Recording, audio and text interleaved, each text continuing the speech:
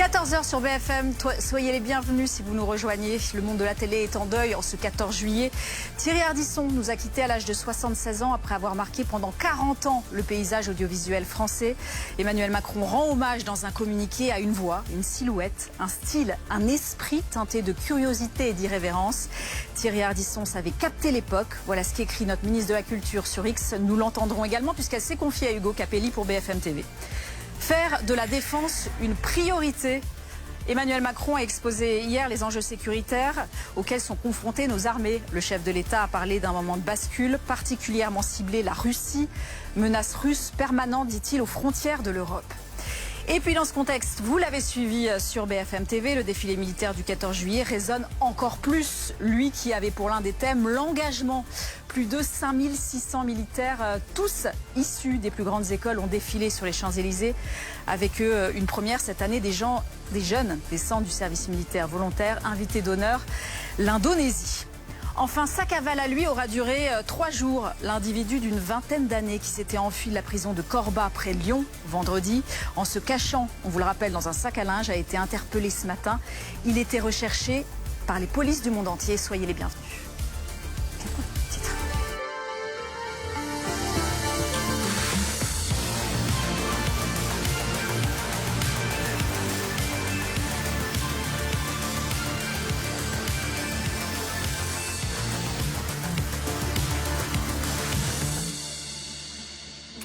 À la une de ce mardi, je vous le disais, la disparition de Thierry Ardisson, celui que l'on surnommait l'homme en noir, figure emblématique du paysage audiovisuel français, aura marqué l'histoire du petit écran pendant 40 ans, avec un style inimitable et un humour mélange de provocation et d'outrance. Il avait 76 ans. Retour sur sa carrière avec Jean-Marie Merchaud. Ami de l'homme en noir. Un costume de scène devenu un patronyme télévisuel et même son identité. Thierry Ardisson, l'homme en noir, monument du PAF, 35 ans de télévision, a marqué l'histoire du petit écran avec son sens du coup d'éclat et de la provocation. Votre père a été arrêté pour fraude à l'assurance. Oui, j'ai perdu mon père pendant 8 ans. Et derrière ce petit rire hypocrite se cache vraiment rien de méchant. Vous préférez rester avec quelqu'un qui est susceptible de vous frapper que d'être quitté par cette personne. Et sucer, c'est tromper? Et pardon? Sucer, c'est tromper? Non plus. Non plus, bravo. Des interviews sans concession avec ses invités, quel qu'en soit le prix. Cette question crue au Premier ministre Michel Rocard, symbole d'un mélange des genres dérangeants, des coups de gueule et des cris du cœur. Le plateau de son émission hebdomadaire Tout le monde en parle fait alors l'événement chaque samedi soir au début des années 2000. Le tout Paris s'y bouscule. Irrévérencieux pour certains, racoleur pour d'autres, Thierry Ardisson a fait battre le pouls de l'actualité médiatique de l'époque. 2 millions de téléspectateurs le samedi soir sur France 2.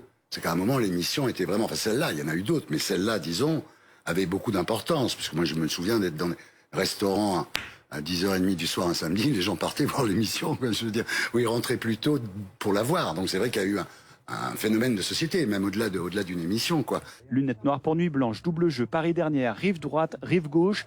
Thierry Ardisson a inventé, produit et marqué de son empreinte la création de talk-show à la française, devenant une icône cathodique fascinante et controversée.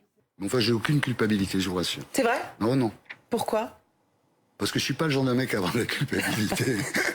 Magnéto Serge, all together. Magnéto Serge.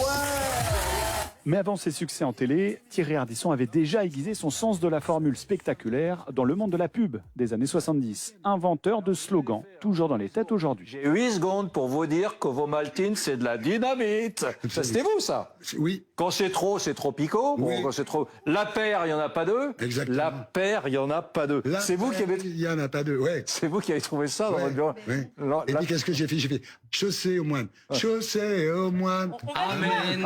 Sur la fin de sa carrière, l'homme en noir a continué d'expérimenter de nouveaux concepts. Mais l'époque a changé. Certaines déclarations maladroites éclaboussent la légende de cet animal télévisuel désormais affaibli. Que pourriez-vous dire, Thierry Ardisson, de plus négatif à votre sujet? Un peu vantard, un peu orgueilleux, toujours envie qu'on s'intéresse à lui, qu'on lui dise qu'il est beau, tout ça. Ça me passe un peu, mais pas trop, quoi. Et en fait, si j'étais pas comme ça, je serais pas là. Donc. En couple avec Audrey Crespo-Mara, Thierry Ardisson est resté jusqu'au bout. Cet inventeur génial et détestable pour son amour du scandale. Un homme en noir, plus contrasté que son image. Et parmi les nombreuses réactions à la mort de Thierry Ardisson, la ministre de la Culture, Rachida Dati, qui a été interrogée par Hugo Capelli. C'était sur les Champs-Élysées il y a peu de temps. Écoutons Rachida Dati. C'est un grand vide, y compris pour l'audiovisuel, y compris pour cet esprit très novateur, très innovant et j'allais dire très visionnaire qu'il avait des médias, qu'il avait aussi de la scénographie et je pense qu'il manquera beaucoup à votre métier, si je puis dire. Steven Bellery, il y a un mot qui revient quand on pense à Thierry Ardisson, c'est l'irrévérence, le style irrévérencieux. Il y a beaucoup de réactions qui se succèdent, on va les voir avec vous. Mais on va revenir tout d'abord sur son parcours, parce qu'à la base, Thierry Ardisson, c'est un publicitaire aussi. Oui, Thierry Ardisson, fervent. Ensemble des réactions avec vous, Steven, encore une fois. Mais j'accueille Philippe Corti. Merci d'être avec nous, Philippe Corti, DJ de l'émission de Thierry Ardisson. Tout le monde en parle sur France 2. Mais vous l'aviez connu. Racontez-nous votre première rencontre. Il y a très longtemps, dans une bodega, je crois que vous aviez créé à Paris. Et là, il y a la rencontre avec Thierry Ardisson. Bonjour à tous. Bon, avant d'être mon patron, Thierry était mon ami. Donc on a commencé autour de, je ne sais pas si on peut parler d'alcool, mais bon, autour d'un verre d'alcool dans une bodega à Paris où j'avais amené la Movida, c'est-à-dire les Gypsy King, Luis Mariano, Dario Moreno. J'étais un petit gars du Sud qui arrivait à Paris avec ses vinyles. Et cet homme-là commençait, c'était sa première émission, c'était Scoop à la Une. Et quand il a signé sur la 5, il m'a dit j'aimerais que tu sois avec moi. Et ce bonhomme-là, cet homme en noir, m'a présenté le monde entier, c'est-à-dire Rhoda Gilles, Ray Charles, Stevie Wonder, Houston, John Lennon. C'est une partie de ma vie qui s'en va, mais c'était... Comment on peut expliquer ça? C'est-à-dire que j'entends des choses novateurs, pas novateurs, non, c'est l'homme qui a inventé. C'est l'homme qui a inventé, on s'en inspire. Le bureau que vous avez, bien de Tout le monde en parle. Ouais. Oui, non, mais c'est vrai, on ne se rend pas compte. Alors, c'était un chieur, parce que vous savez, il était dur à travailler. Ouais. Mais des gens qui vous offrent la possibilité de vivre votre rêve.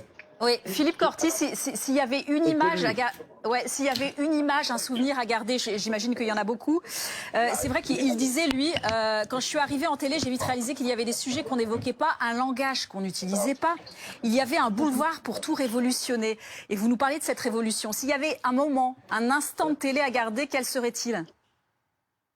Alors, écoutez, il n'a jamais eu de film. Mais ce que j'aime chez Thierry, c'est que récemment, il a dit « je ne pourrais plus faire ça aujourd'hui ». Parce qu'il pensait que tous les gens qui ne vivaient pas comme lui étaient des cons. Et il s'est rendu compte que finalement, il avait peut-être un peu trop d'excès, mais si je peux dire quelque chose de Thierry, c'est que je suis sûr d'une chose. C'est qu'il a déjà préparé une interview pour Dieu, parce que je pense qu'il a des comptes à nous rendre. Voilà, et que je ne suis pas pressé de le rejoindre, hein, mais au moins pour voir l'interview de Dieu, ça vaut le coup d'huiler tout. En tout cas, merci de lui rendre hommage, parce que c'est quelqu'un qui a compté pour énormément de gens, y compris pour les gens de la nuit. Parce qu'il a remis la nuit au milieu de la vie. Et beaucoup de gens, vous savez, comme Jean Roch du VIP, Philippe Facien du Quiz, m'ont appelé ce matin en me disant nous a redonné un coup de fouet. Et merci de nous donner la possibilité de parler de lui. J'en parlerai au présent parce qu'il nous a tellement donné que... Oui, c'était un ami, vous dites c'était un ami, c'était mon premier patron. S'il y avait un souvenir à garder de Tout le monde en parle, qui faisait à l'époque 2 millions de téléspectateurs chaque samedi soir dans les années 2000, et Thierry Ardisson disait on est allé parfois jusqu'à 32% de part de marché. Oui, alors moi si j'ai un sampleur à garder de lui, vous vous rendez compte, 32% de part de marché sur une chaîne publique, c'est énorme. Mais le sampleur que je vais garder, c'est celui quand les gens étaient trop longs, ils mettaient une polyphonie corse. Ce qui lui a valu beaucoup de mécontentement du côté de la Corse. Et comme je suis corse, je l'ai amené en rédemption en Corse. Voilà. Et c'était quelqu'un qui aimait les gens profondément. Il était arrogant, il était orgueilleux, il avait beaucoup de défauts, mais il savait les reconnaître. Et ça, je peux vous dire un truc, c'est... Bon, moi, il me manque un truc, je sais qu'il sera toujours là, mais je souhaite à tous les gens de comprendre que le talent sans le travail, ça n'est rien. Et Thierry travaillait du matin au soir. Voilà. Merci Philippe Cordy. Vous nous parlez d'une bête de travail, Thierry Ardisson.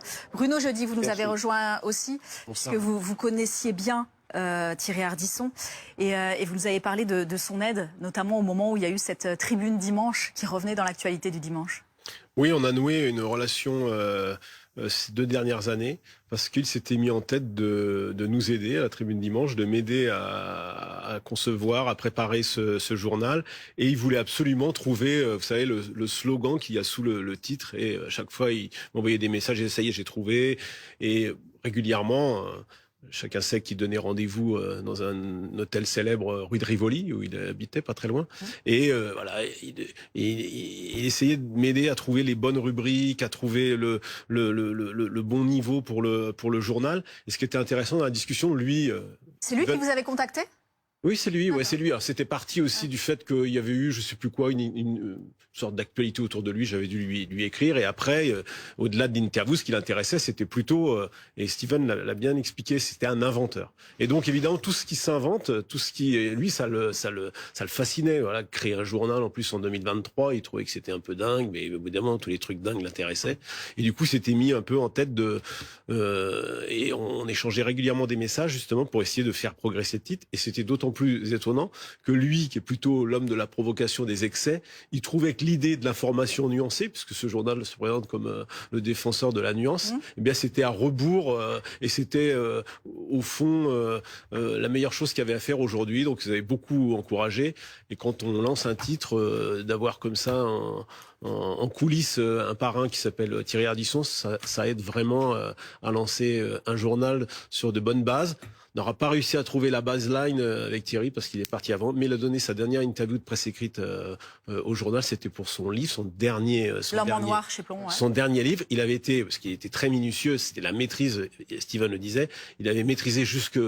Voilà, les choix des photos, c'était très important.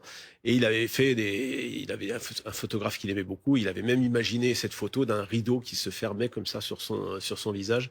J'avoue que je ne savais pas qu'il était aussi malade à ce moment-là. Mais bon, voilà. N'oublions pas qu'il avait été patron de presse, il avait créé l'Écho des Savanes, Entrevue évidemment, un magazine qui a gros succès a marqué le début des années 90. Merci à tous les deux. On y reviendra bien évidemment sur la disparition de Thierry Ardisson. Il maîtrisait à la perfection le sel du scandale, extrait du communiqué d'Emmanuel Macron. Merci à vous.